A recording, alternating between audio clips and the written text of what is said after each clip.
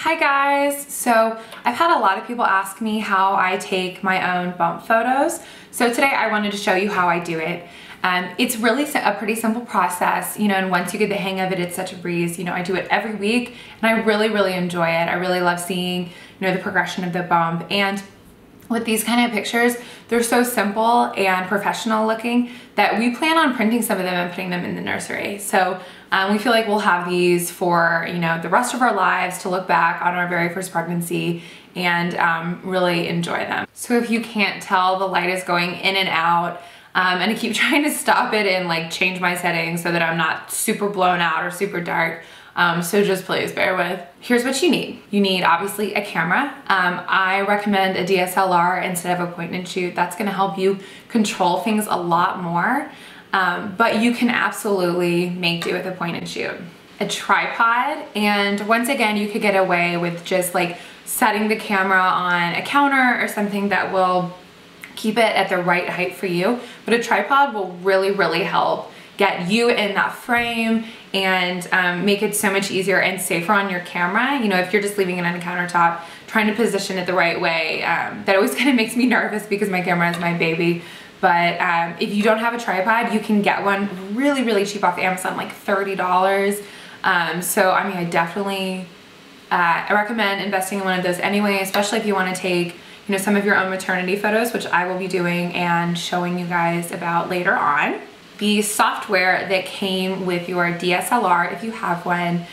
So what this will do is once you install it on your computer, you can connect your camera with the cord that came in the box, and it will let you use your laptop as a live monitor. This really helps get the settings right because instead of going back and forth and looking at the back of your camera, you can see it on your laptop right in front of you. You need a space that you want to take photos in front of every week. So for me, what I would really recommend is in front of like a big window or something like that so that you're illuminated from the back and you really get that beautiful silhouette instead of just like up against a wall. Those are fine if that's all you have, but definitely try for that backlit look. It looks so elegant in pregnancy and I definitely recommend it. And you can do this with like a glass door or just a window. If you don't have curtains in front of it, you can always just tape up like a bed sheet or something so that it's, not just a blank window. You want to have some sort of filter in between there. And last, you need an outfit that you can wear from the beginning of your pregnancy and to the end. So what I'm wearing is just a black tank top and black pants. So the shirt that I'm being photographed in till this point is not maternity, but it's so simple that I'll just switch it out with my maternity version when I'm too big for it. So the reason I'm wearing the non-maternity one now is it's a little bit tighter and shows the bump better. You can really use whatever. I would definitely recommend if it's something not so plain, like, black tank top and black pants, then definitely get that in a maternity version so that you can wear it all the way up to, 39 weeks or 40 weeks. All right, so the first thing that we need to do is establish our setup. And this is gonna be the hardest thing to do for the first time that you're taking the photos.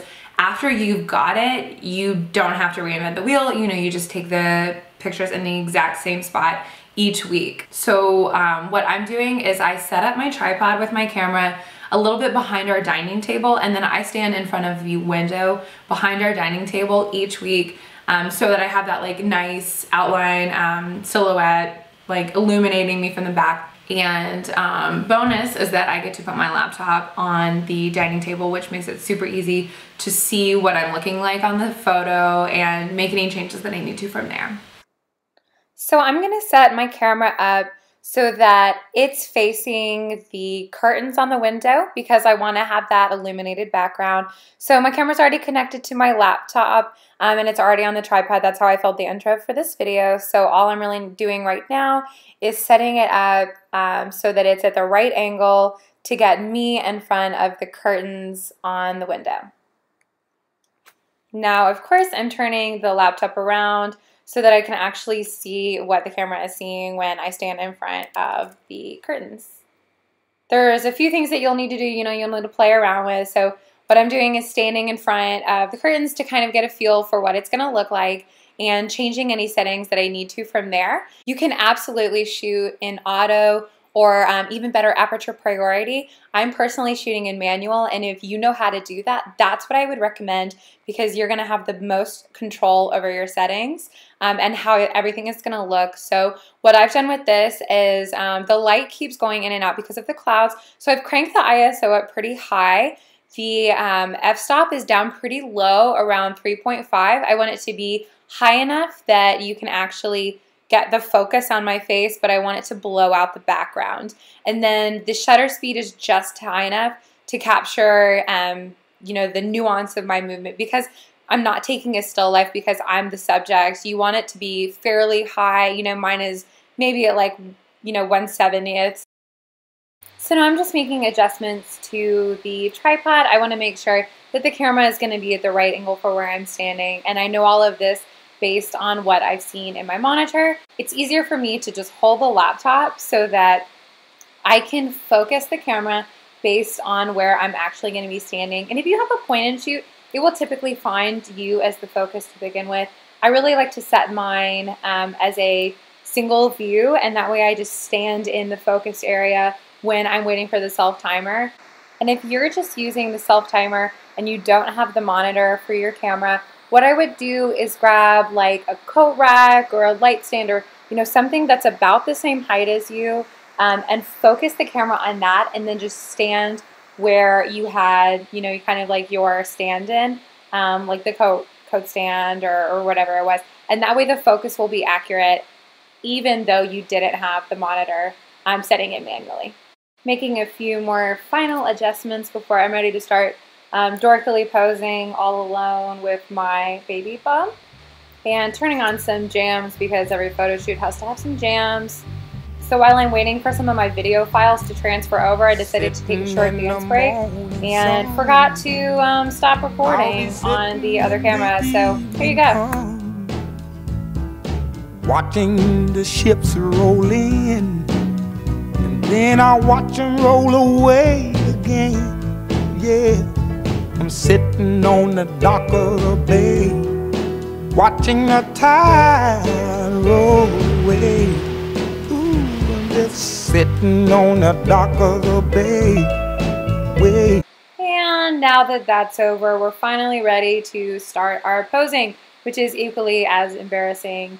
So now that my focus is set, my settings are right, and I'm totally in the frame, all I'm going to do is set the self timer to go off after 10 seconds. And I use that time to kind of check out my pose, like make sure that I'm totally the right angle with the baby bump and everything in the monitor. And when that 10 seconds goes off, I try to look either happy or pensive or, you know, whatever I'm trying to look like in the moment.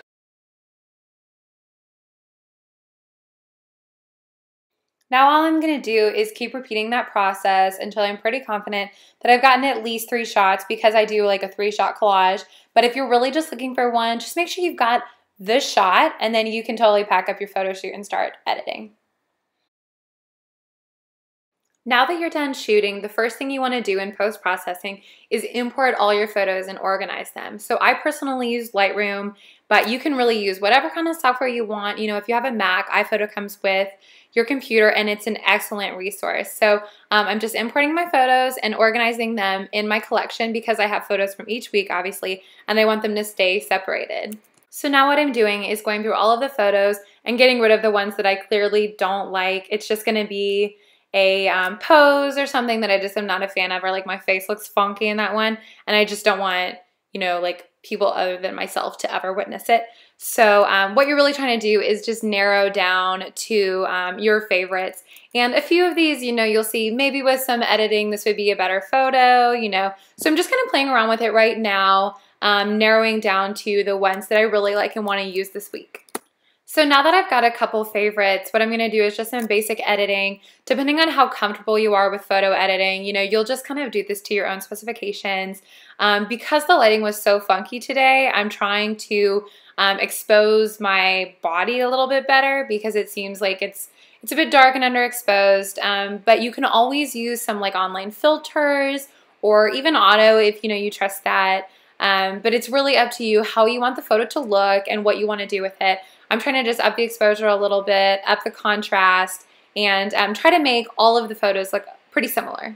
and now you get a text from your husband about meatballs. So at this point, I've picked my favorite photos, and so I'm gonna open them in Photoshop or any other photo editing software that's a little more in depth, because I'm gonna be kind of picky and I just wanna remove the bottom background from this photo. But if you aren't as totally crazy as me, you really don't have to do anything. Just edit it to your liking. But for me, because I want it to have that total, I want the white background to be completely consistent, all I'm doing is going in and removing this little bit of gray, which comes from where the wall is versus where the window is. So this is really the last and final step. This is kind of a nitpicky thing, but what can I say? I'm nitpicky, my poor husband and child. But I think it looks pretty cool when you're done. So that's pretty much it. You can just repeat that with any other photos that you have, and I put mine together for a little collage. I hope you liked it, and I hope it worked for you guys. Let me know.